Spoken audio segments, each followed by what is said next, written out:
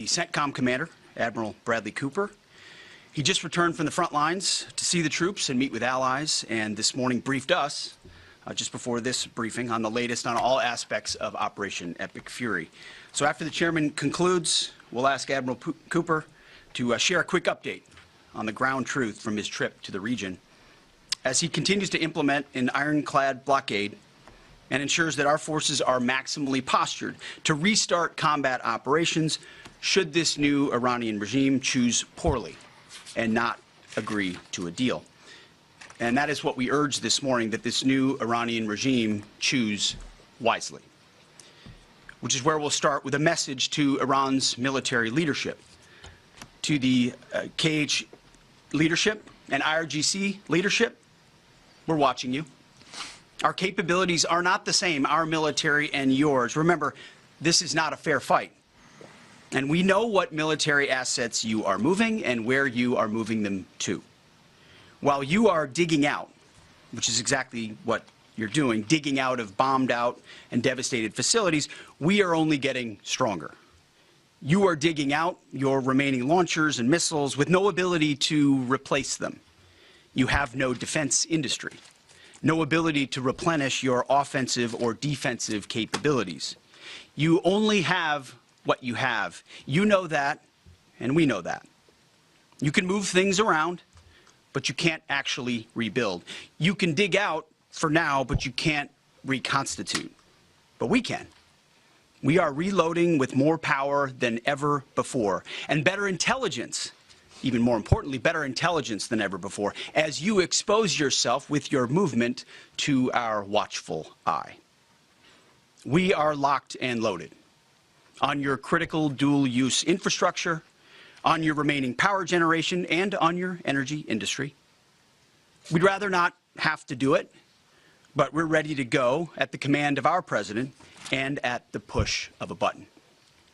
This blockade, which the chairman will detail this morning, is the polite way that this can go. Your energy is not moving and will not move, and we can do this all day. But it's not destroyed yet. Your energy industry is not destroyed yet. You like to say publicly, Iran, that you control the Strait of Hormuz, but you don't have a navy or real domain awareness. You can't control anything. To be clear, threatening to shoot missiles and drones at ships, commercial ships that are lawfully transiting international waters, that is not control. That's piracy. That's terrorism. The United States Navy controls the traffic going in and out of the strait because we have real assets and real capabilities.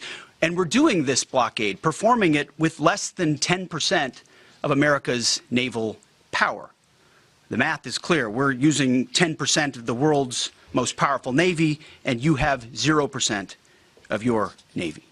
That's real control. And we have a long track record of dealing with pirates and terrorists. But there is an alternative. As our negotiators have said, you, Iran, can choose a prosperous future, a golden bridge, and we hope that you do for the people of Iran. In the meantime, and for as long as it takes, we will maintain this blockade, successful blockade. But if Iran chooses poorly, then they will have a blockade and bombs dropping on infrastructure, power, and energy. And at the same time, Treasury Secretary Scott Bessent and our friends over at Treasury are launching Operation Economic Fury as well, maximizing economic pressure across the entirety of the government. To Iran, choose wisely. The world watched, and so did you, as the U.S. military moved seamlessly from major combat operations to a world-class blockade. We can make that transition again, very quickly and even more powerfully than ever. At the direction of President Trump, the War Department will ensure that Iran never has a nuclear weapon. Never. We'd prefer to do it the nice way, through a deal led by our great Vice President and negotiating team, or we can do it the hard way. We urge this new regime to choose wisely. Speaking of choosing wisely, a note to the... Escuchamos al secretario de Guerra de Estados Unidos lanzando serios avisos contra Irán. Insta a elegir sabiamente sobre un acuerdo con Estados Unidos. Dice que sabe qué activos se está retirando Irán. Dice que Estados Unidos se está recargando con más poder que nunca. Dice que a Irán le gusta decir que controla el estrecho de Hormuz, pero que no tiene armada. En cuanto a las amenazas de disparar, las amenazas de hundir los buques, dice Hegseth que esto es básicamente piratería, no es control. Dice además que la industria energética todavía no está destruida, pero que el bloqueo de Estados Unidos está paralizando las exportaciones. Dice que la Armada de Estados Unidos controla el tráfico que entra y sale de Hormuz porque tiene una armada, mientras que Irán ya no la tiene. Estos son los mensajes por parte de Hegseth. Vamos a seguir mirando, escuchando al Pentágono. And disgraceful Afghanistan withdrawal. You called it the greatest airlift in American history. It's almost like you're cheering only for one side. This past Sunday, I was sitting in church with my family, and our minister preached from the book of Mark, the 3rd chapter. And in the passage, Jesus entered a synagogue and healed a man with a withered hand. The Pharisees came to watch. And as the scripture reads, they came to see whether Jesus, would heal him, or he would heal him on the Sabbath, so that they might accuse him. You see, the Pharisees, the so-called and self-appointed elites of their time, they were there to witness, to write everything down, to report. But their hearts were hardened. Even though they witnessed a literal miracle, it didn't matter. They were only there to explain away the goodness in pursuit of their agenda. As the passage ends, the Pharisees went out and immediately held counsel against him, how to destroy him. I sat there in church and I thought, our press are just like these Pharisees. Not all of you, but the legacy Trump-hating press. Your politically motivated animus for President Trump nearly completely blinds you from the brilliance of our American warriors. The Pharisees scrutinized every good act in order to find a violation, only looking for the negative. The hardened hearts of our press are calibrated only to impugn. I would ask you to open your eyes to the goodness, the historic success of our troops, the courage of this president, and this historic moment for a deal that could end the Iranian nuclear threat, the incredible battlefield victory laid before your eyes, the not one, but 2 incredible rescue missions, miracles, you might say, or a locked-in blockade. Or how about historic recruiting numbers? Yesterday, we announced that the Air Force and the Space Force met new higher goals in FY26, 5 months in advance of the end of the fiscal year, five months ahead of time. The Marine Corps and the Army will soon do the same. 2-3 years ago, we couldn't meet lower recruiting numbers, not even close. Where are the reports on that? Where's the coverage of the new spirit in the country, the new spirit in the ranks, the surge of Americans wanting to join the greatest military in the world? Nothing from the fake news. We sense a pattern. You see, on the battlefield, these are demonstrations of uniquely American capabilities, strength and resolve. It's all around you each and every day. But in the press, you only seek the negative, earning each and every day the fake news label. But the American people, with goodness in their hearts, see past the Pharisees in our press. They see the goodness. You watching, you see the goodness. They see the success. They see the reality. And they don't demand perfection, and perfection is not possible on any battlefield. But they see the incredible feats that our troops accomplish every single day. So to those troops, stay focused, block out the noise, stay aggressive. You are showing the world what it means to be an American warrior. You are making this building and the American people proud. We pray for you every day, and we have your back in every way. And to Iran, choose wisely. I pray you choose a deal which is within your grasp for the betterment of your people and for the betterment of the world. In the meantime, the War Department is locked and loaded. Mr. Chairman, over to you. Thank you, Mr. Secretary, and good morning, ladies and gentlemen. Thank you for being here today. Last week, the President of the United States directed a ceasefire that temporarily paused major combat operations. Escuchaban al secretario de Guerra de Estados Unidos, Hegseth, estaba avisando de que Estados Unidos está recargándose, va a volver con más fuerza que nunca. Mandaba un aviso también a los líderes iraníes y decía que elijan sabiamente. Dice que tienen la opción de alcanzar un acuerdo, pero además advierte que el secretario del Tesoro, Scott Bessent, también está lanzando la operación Furia Económica. Seguimos escuchando al Pentágono, en este caso escuchamos al general Dan Caine hablando sobre este bloqueo en Hormuz. AOR, Area of Responsibility.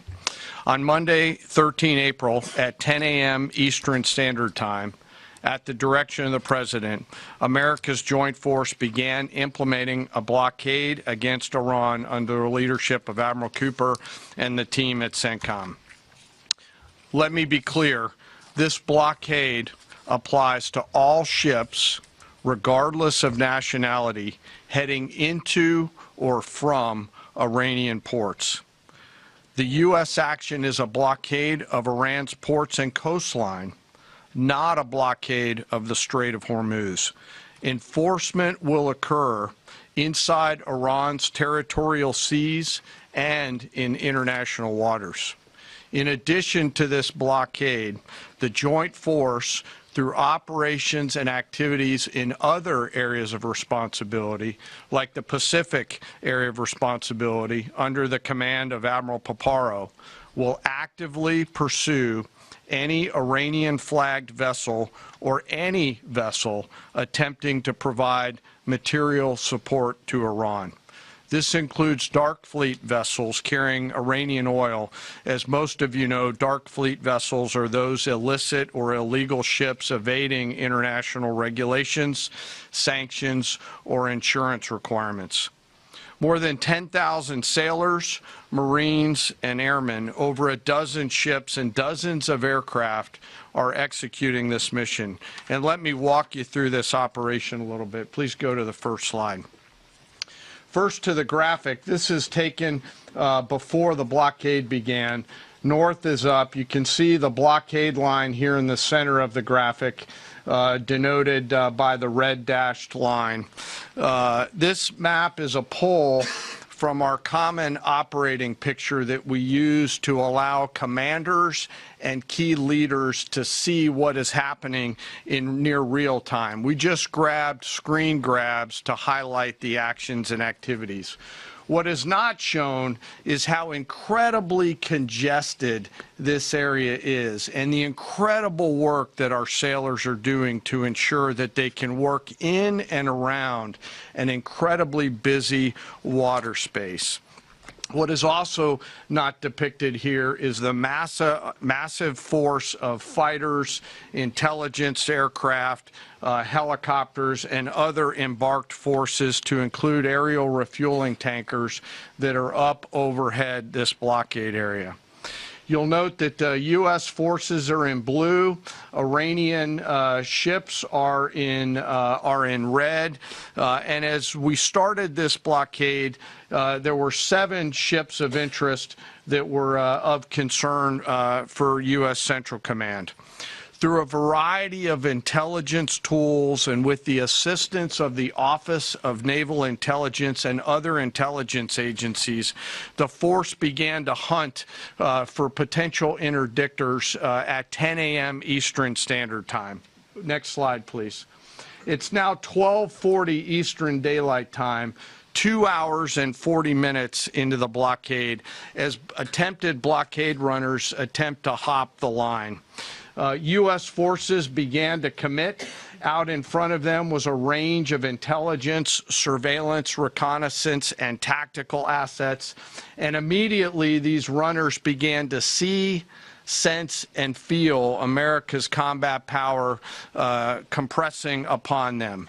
The lead ship, normally a destroyer as depicted here, Mientras seguimos de cerca estas declaraciones por parte del Pentágono, con el general Dan Caine, que dice que Estados Unidos está listo para volver a las hostilidades, está listo para atacar en cualquier momento, vamos a mirar precisamente a uno de los puntos de fricción entre Estados Unidos e Irán. Saben que hoy se esperaba una llamada entre el presidente del Líbano y el primer ministro israelí, Benjamin Netanyahu. Marco Rubio comenzaba esta conversación con el presidente del Líbano hace apenas unos minutos y tenemos noticia importante. La embajada libanesa ha informado a la administración de Estados Unidos que el presidente libanés no quiere hablar, no va a hablar con el primer ministro israelí. No hay prevista ninguna llamada entre el presidente libanés y Benjamin Netanyahu, el primer ministro de Israel, en el futuro. Es lo que apuntan 3 funcionarios libaneses. Se habla, de que básicamente Líbano está plantando a Israel. La embajada de Líbano en Washington ha informado a Estados Unidos que el presidente libanés no tiene previsto entablar conversaciones directas con Benjamin Netanyahu. De acuerdo con estas fuentes, la comunicación se ha realizado a través de canales diplomáticos en la capital de Estados Unidos, en un contexto marcado por las persistentes tensiones regionales entre Líbano e Israel. Marco Rubio y Joseph Aoun han hablado, pero el presidente libanés no quiere hablar con Netanyahu. Este gesto subraya la ausencia de relaciones diplomáticas formales entre ambos países, que mantienen un historial de conflicto y que no cuentan con mecanismos de diálogo directo al más alto nivel. En situaciones de este tipo suelen intervenir terceros países o mediadores internacionales para gestionar cualquier negociación o intercambio de mensajes. Les contábamos antes que Israel quiere una zona de amortiguamiento, está hablando también de ocupar ciertas partes del Líbano. Pues en este contexto el presidente libanés se niega a hablar con Netanyahu. Pendientes de la tensión en Líbano, vamos a volver a mirar al Pentágono. El general Dan Caine sigue hablando, sigue advirtiendo de que si se cumple este bloqueo, de que si se salta este bloqueo, y Estados Unidos utilizará la fuerza. Vamos a escuchar de nuevo al Pentágono. To move, transit, or run this blockade. As I mentioned, so far 13 ships have made the wise choice of turning around. And as we continue to hold this blockade at the order of the Secretary and the President, any vessel that compares to comply with our instructions will be dealt with accordingly. As of this morning, U.S. Central Command has not been required to board any particular ships. And I'll remind you that we are also conducting similar maritime interdiction actions and activities in the Pacific AOR against those ships that left that area before we began the blockade. Before I turn it over to Admiral Cooper, I want to talk briefly today about the men and women enforcing the blockade, America's sailors and Marines, and today particularly our destroyer and surface forces. When we talk about an American destroyer, it's important that you and the American people understand their capabilities. An Arleigh Burke-class destroyer are the backbone of the United States Navy surface fleet. Over 500 feet long, they displace 9,000 tons, and it is the sports car of the United States Navy. From the keel to the mast, they stand nearly 10 stories tall, and their 4 gas turbine engines can drive the ship at 30-plus knots. These ships are armed to the teeth with surface-to-air missiles, land attack cruise missiles, anti-ship missiles, anti-submarine rockets, torpedoes, 5-inch naval guns, multiple electronic warfare systems, embarked helicopters, extending the reach and capability of each and every one of these destroyers. But far and away, the most important weapon on board these ships is the American sailor. Over 300 warfighters are the heart and soul of these warships.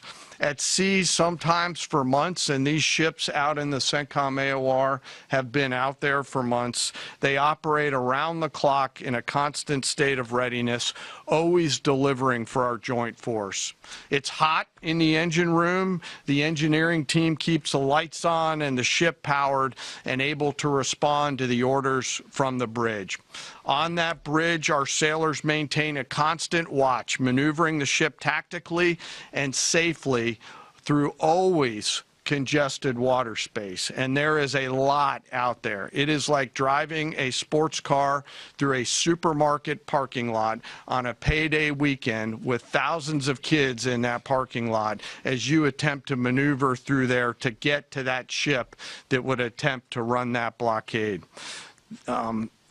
down in the Combat Information Center, the CIC, the Tactical Warfare Center of the ship, that is where the decisions are made. As threats appear, these young sailors are making real-time decisions on how to identify these threats and handle them, and they always deliver. These ships are run by the youngest sailors in our surface warfare Navy. The helmsman, the sailor on the watch at the bridge, is normally just between 18 to 19 years old, and they are trusted to drive this warship through that supermarket parking lot without hitting anything. The conning officer, an equally young commissioned officer who's normally just a few years out of college, is the ones that are giving that young helmsman the orders on where to take that American warship to execute the mission that the Secretary and the President has given us. These are incredibly well-trained sailors. They are led by incredible leaders, salty, experienced leaders, and trusted with deep responsibility. And I'm so humbled and proud of America's Navy. These sailors choose to take the road less traveled, to go into the historic surface Navy, and they deliver every single day. Finally, as I often do, I want to highlight one of those surface sailors today and remember our fallen. Today we remember Ensign Robert Thompson of the U.S. Laffey, who died on this day in 1945 in the Battle of Okinawa. He was killed while fighting a fire along with 31 others as 2 Japanese kamikaze aircraft hit their ship. He passed away 1 week after his 22nd birthday and was posthumously awarded the Navy Cross. We remember Ensign Thompson today and all of our World War II vets who continue to give us the gift of a great example. And those surface warfare sailors who are out there doing the job right now take the courage, grit, and determination that those World War II vets gave us into these actions and activities that they're tasked to do every single day. So now I'd like to turn it over to Admiral Cooper to give us a readout of his recent trip to the region. Well, good morning. General estadounidense, están escuchando a Dan Caine hablando sobre esta operación, este bloqueo en Hormuz. Dice, bueno, básicamente que se van a abordar los buques que transiten hacia o desde puertos iraníes. Dice que si no se cumple con este bloqueo, Estados Unidos usará la fuerza. Dice que 13 barcos han tomado la sabia decisión de dar la vuelta y que hasta esta mañana el ejército de Estados Unidos no ha abordado ningún barco. Dice, bueno, pues que Estados Unidos va a lanzar esta operación que concierne a todos los buques, independientemente de su nacionalidad. Su cumplimiento va a tener lugar tanto en aguas territoriales iraníes como en aguas internacionales. Seguimos escuchando al Pentágono, seguimos mirando esta operación, este bloqueo en Hormuz. In a distance that largely spans between Florida and Arizona. I've long believed that every success that we have starts and ends with our people, and boy, does this shine through brightly. During these visits, I had the privilege of personally recognizing more than 100 servicemen and women for their extraordinary valor, their courage, and their initiative under fire and delivering fire. And every time I interact with these young men and women downrange, I am deeply inspired by their courage, their resilience, and their unwavering commitment. The stories are remarkable. In many cases, you've seen this play out over TV. Fighter pilots who took out Iranian missile launchers in the moments prior to their launch against Americans and our partners, and who hit key military targets in and around Tehran on the attack more than 13,000 times. I met with some of the teams that helped to bring our F-15 airmen home safely from Iran and heard first-person accounts of the stories. Absolute heroes. I spent time with our troops who are employing cutting-edge tactics and technology for the first time in warfare. I won't be able to talk about what those are, but these young men and women are breaking new ground. It's incredibly inspiring. I met with teams who launched our own one-way attack drones into Iran. These were originally Iranian-designed drones. We brought them back to America, took the guts out, put a Made American stamp on them, and fired them right back to Iran. Very effective. I met with teams who are employing AI every single day to help us sift through vast amounts of information to help us make decisions faster. And importantly, humans are always in the loop in this process. I met with our Space Force teams and our cyber specialists, whose work cannot be discussed, but who serve with indispensable impact. I met with our logisticians and sustainers all over the region.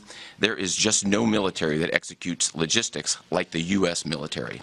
This group is doing exceptional work, moving thousands of tons every single day.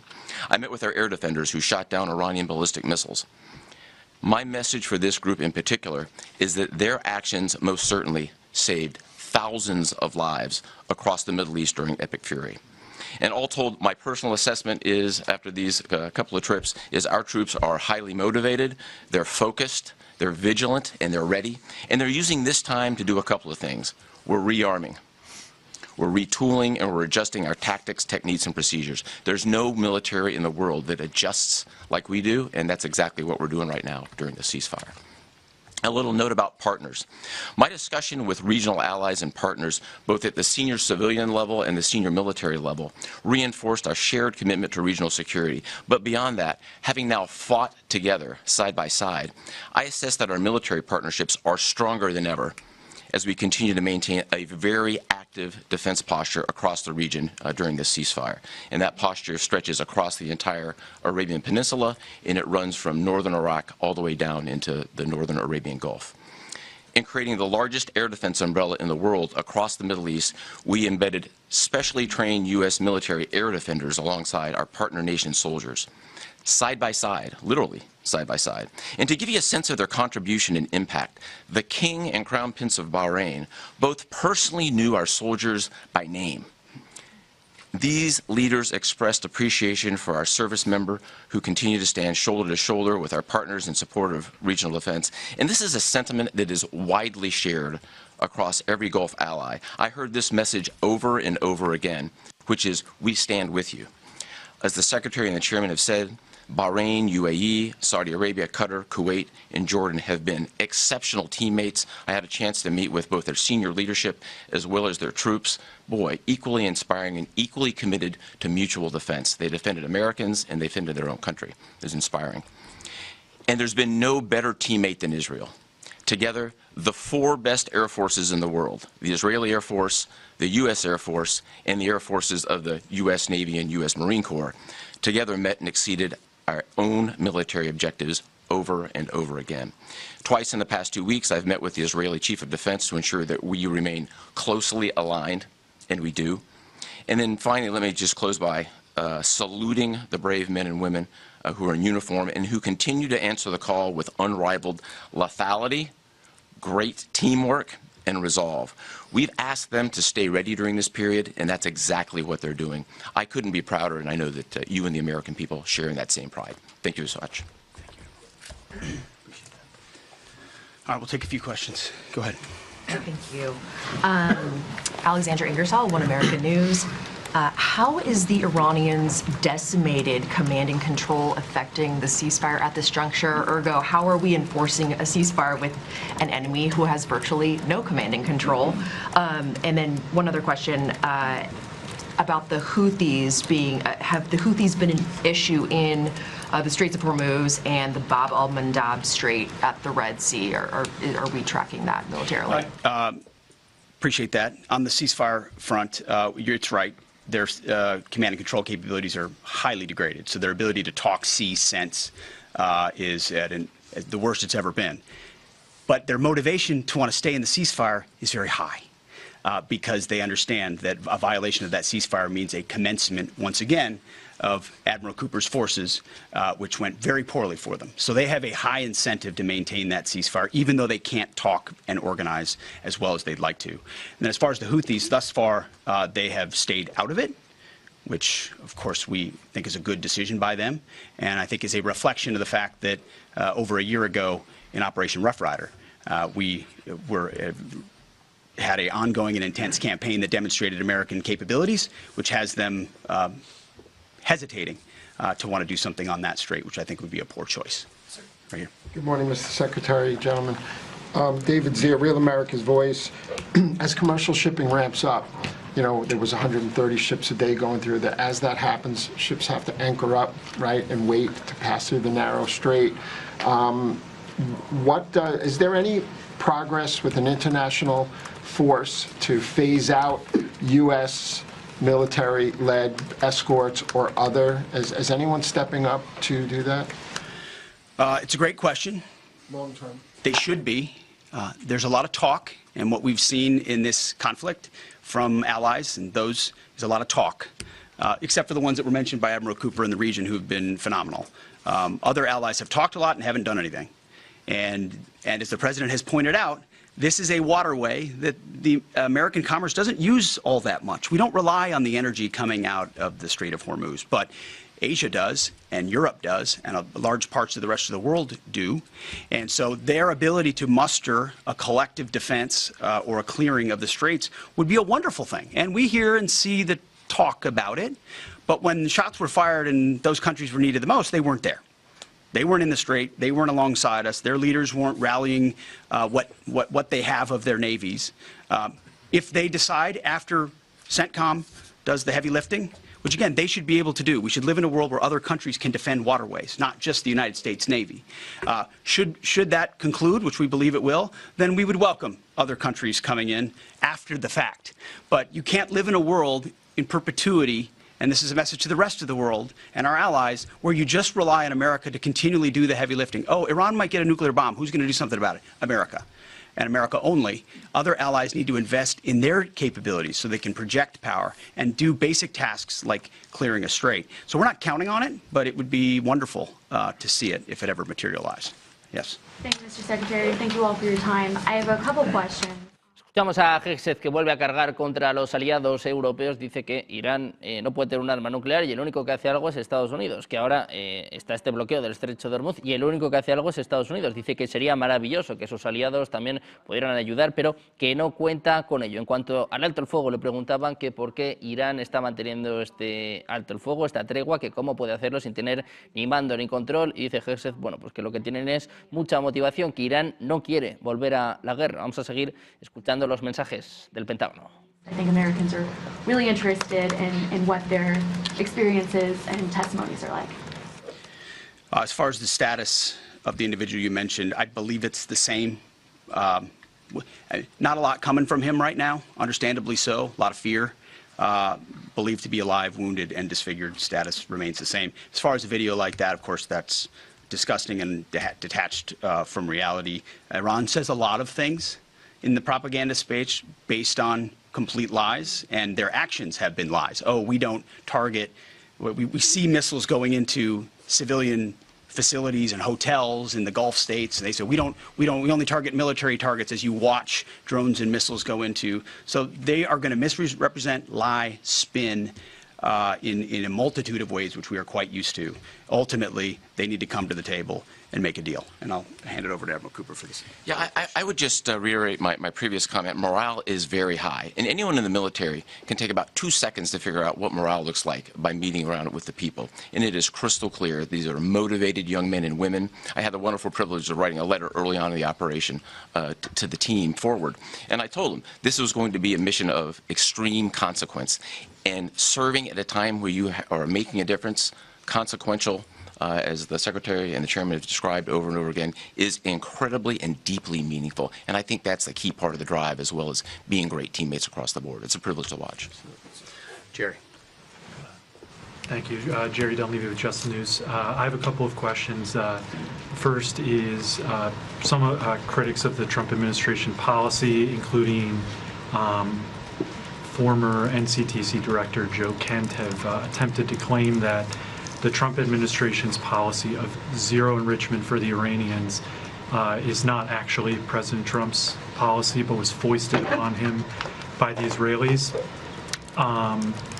Looking back, doing a bit of a refresher for myself, I saw that zero enrichment was the Trump State Department's policy in the first admin. Let me just stop for a second. As someone who, unlike the individual you referenced, is in the presence of the president nearly every day and has been inside every single key meeting that has happened surrounding the idea of Operation Epic Fury, not a single thing has been foisted upon the President of the United States.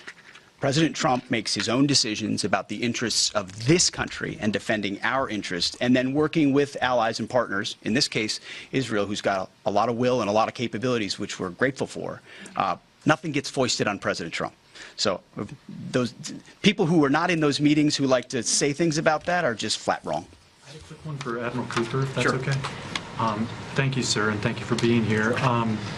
So during Operation Epic Fury, 13 U.S. service members have lost their lives, some of them in an apparent aircraft refueling accident, and some of them from Iranian strikes, including a drone strike. I was wondering if you could share a little bit with us about how those Iranian strikes were able to be successful, and what lessons you've learned, and how you're applying those lessons in the future to make sure that we're able to defend a little bit better against that sort of thing. Sure, really broad question. But first, we will always honor the fallen.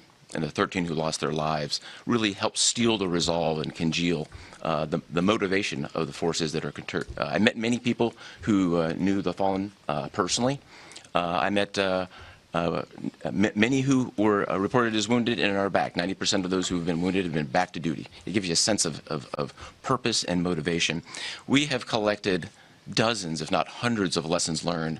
And as we sit here right now, the Joint Force across the board is taking them and very tactically applying them right now, right here, right now. If I think about a football analogy, if it's halftime or between the third and fourth quarter, great teams are always adjusting, and we are certainly a great team, and that's what we're doing right now, taking the lessons and applying them in a meaningful way. What those are, I'm not going to talk about.